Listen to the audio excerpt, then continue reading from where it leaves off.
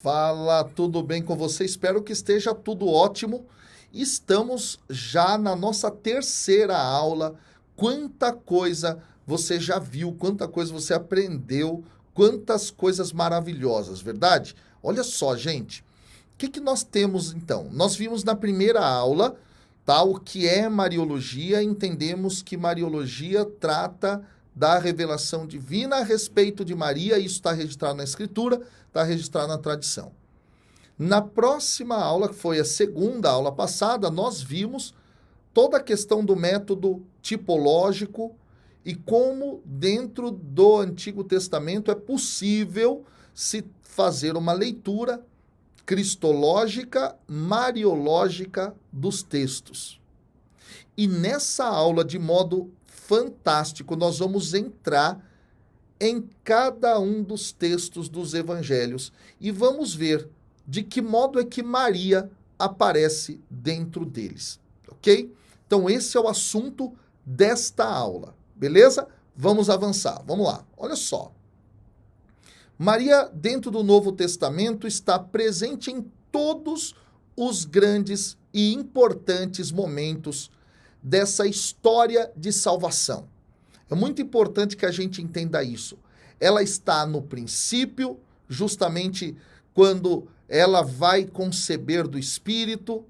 Ela também está no fim da vida de Cristo Jesus, que é o momento em que Jesus está na cruz, como nos é atestado pelo evangelista João.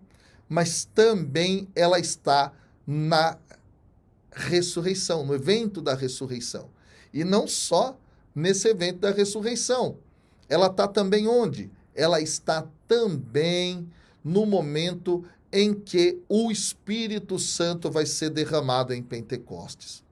Mas não só. Se a gente ainda voltar um pouco na história, a gente vai ver que ela está presente no primeiro grande sinal realizado por Jesus, segundo o evangelista São João, lá nas bodas de Caná. Então, Maria está presente em todos os grandes momentos dessa história da salvação. Veja a importância que ela tem para a comunidade cristã primitiva, para os elaboradores dos evangelhos. Gente, é espetacular. Não dá para diminuir o valor de Maria. Não dá para diminuir, ok? Vamos então dar mais passos agora. Quando a gente olha ainda para o Novo Testamento, há uma presença um tanto discreta, tá? A respeito de Maria. Ao mesmo tempo também, não é? Na maior parte das vezes é preciso dizer que ela é silenciosa.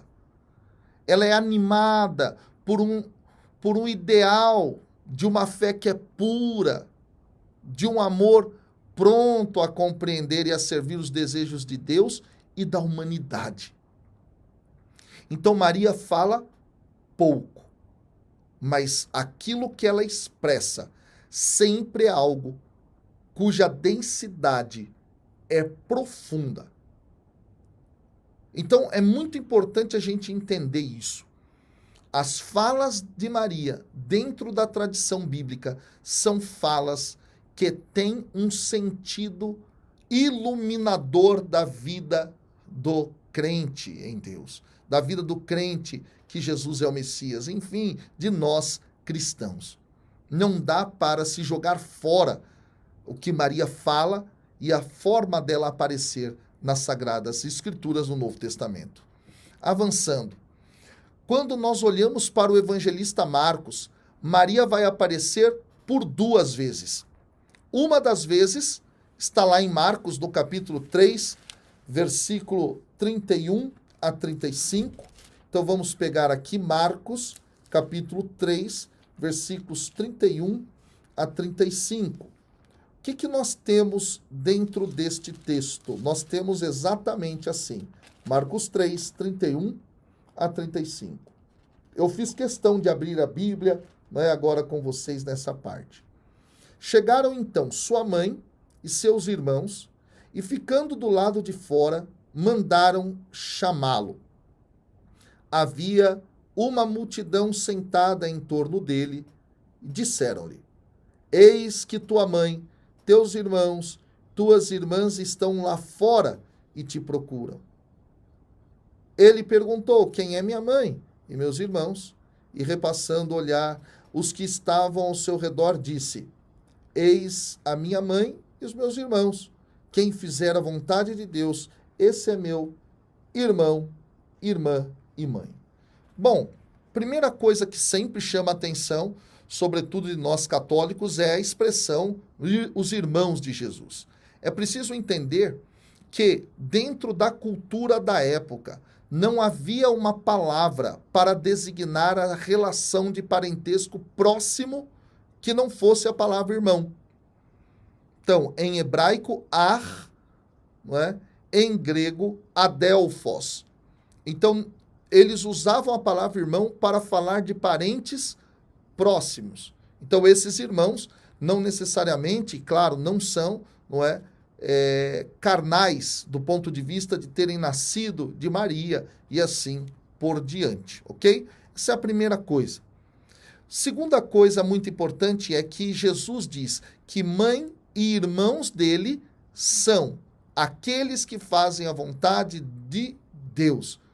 E ora, Maria, claro, faz como ninguém a vontade de Deus. Maria é alguém que aceita essa vontade, que vive de forma cabal e profunda. Nesse sentido, então, Jesus não está rejeitando Maria, Jesus está, na realidade, até colocando-a neste patamar de mãe, de fato, dele. Ok? Lá no capítulo 6, versículos 3 a 4, nós temos também uma outra afirmação, quando é dito assim: não é este o carpinteiro, o filho de Maria, tá? E aí, olha só, apresenta Jesus como o filho de Maria. Então, o texto não nega a filiação, o anterior não nega a filiação de Maria em relação a Jesus, né? Jesus é filho dela, isso era reconhecido, ok? Bom, enfim, são essas as duas referências a Maria dentro do Evangelho de Marcos. Estas referências, de algum modo, vão ser aprofundadas nos evangelhos subsequentes. Vamos dar uma olhada? Em Mateus, Maria vai aparecer, sobretudo, em dois momentos. O primeiro momento, lá nos capítulos 1 e 2, dentro dos relatos da infância de Jesus. Então, em dois momentos. O primeiro momento é lá na infância. E várias vezes ela é referenciada. E lá é dito, por exemplo, que ela é aquela que é virgem e concebe pela força do Espírito Santo, sem conhecer qualquer varão, sem conhecer qualquer homem.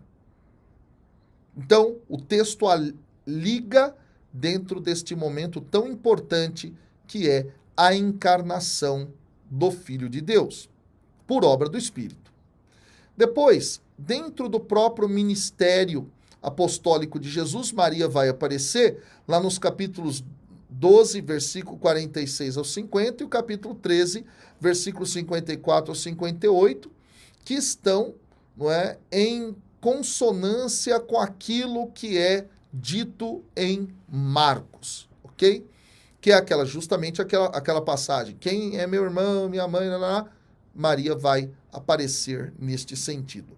E é muito interessante, porque ganha ainda mais força o discurso de que Maria é a mãe de Jesus, se ela faz a vontade de Deus, porque lá no início do texto, no momento da infância, Maria vai ser, de algum modo, colocada como aquela que faz a vontade do Senhor. Ok? Então, assim é em Mateus. Agora vamos para Lucas, pessoal. Em Lucas é preciso dizer o seguinte: Lucas é o evangelista que mais fala de Maria. Que mais fala? Primeiramente, dentro dos relatos da infância, onde ela vai ter um papel muito ativo, muito mais ativo do que aquilo que está em Mateus. Tá? Isso chama muita atenção. Maria recebe um foco interessante dentro do texto de Lucas. ela vai representar muita coisa dentro do texto de Lucas. Tá? Uma das coisas é justamente que ela é o símbolo dessa nova aliança, o símbolo da comunidade cristã, o símbolo, não é, do novo Israel de Deus em Cristo. É muito bonito isso. Vamos avançar.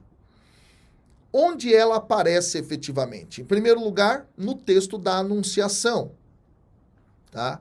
E aí, como você já sabe, não é, eu tenho meu canal lá no YouTube, e lá no YouTube tem um vídeo, na verdade, 2 vídeos, onde eu falo sobre o texto da Anunciação de Maria, e lá eu explico de modo detalhado. Depois, Maria visita Isabel, capítulo 1, versículos 39 a 45. Depois, o Magnificat, capítulo 1, versículos 46 ao 56, o grande cântico de Maria, espetacular. Depois, no próprio nascimento de Jesus, capítulo 2, versículos de 1 a 20. Depois, a apresentação de Jesus no templo, capítulo 2, versículos 25 a 35. E depois, no capítulo 41, capítulo 2, versículo 41 até o 52, que é a perda do encontro do menino Jesus no templo. É muito bonito perceber que Maria é ativa, ela fala, ela expressa algo. E tudo que ela expressa tem uma densidade teológica que é fundamental para a compreensão da obra salvífica. Ok? E, inclusive, desde um ponto de vista de uma leitura que vai enfocar o papel feminino, quando nós olhamos para Maria que aparece em Lucas, nós vamos ver, por exemplo, que no texto no qual José e Maria percebem que tinham perdido Jesus no templo, ela chega no templo com José e não é José quem fala, é Maria quem fala. Coisa que era, para a época, algo simplesmente não aceito. A mulher tinha que ficar quieta em público, quem devia falar era o homem, mas Maria é aquela que fala no templo. Olha só, no templo em Jerusalém. Então Maria tem uma importância grandiosa dentro da obra lucana. Vamos avançar. Olhando ainda dentro desta dinâmica em Lucas, nós percebemos o seguinte, não é? Em seguida, no marco da atividade ministerial de Jesus, com 2 textos especificamente, um dos quais coincide com aquilo que é a tradição de Marcos e Mateus. Maria vai aparecer, então, no capítulo 8, versículos 19 a 21, e depois, não é, um que vai, de alguma maneira, pertencer à tradição própria de Lucas, que é no capítulo 11, a partir do versículo 27 até o 28. Maria vai aparecer aí. Agora, é muito bonito quando a gente conhece o que é realmente o Novo Testamento. Quando a gente conhece o que é realmente o Novo Testamento, a gente percebe, tá? A gente tem clareza do que é aquilo que Deus quer comunicar.